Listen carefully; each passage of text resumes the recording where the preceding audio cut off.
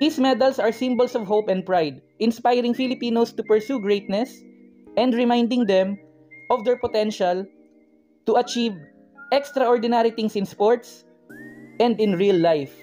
At the 2024 Paris Olympics, the Philippines celebrated significant achievements, starting with Ira Villegas, who won a bronze medal in women's flyweight boxing 50 kilograms through her determination and skill.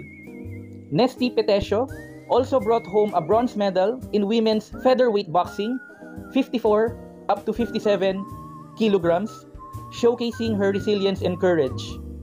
Now the spotlight truly shines on Carlos Yulo, who made a history by winning 2 gold medals in artistic gymnastics for men's floor exercise and men's vault apparatus. These accomplishments marked the Philippines' best ever Olympic performance with a total of 2 golds and 2 bronzes, placing Philippines at the 37th place alongside Hong Kong. Athletes from 206 national Olympic committees participated in the event.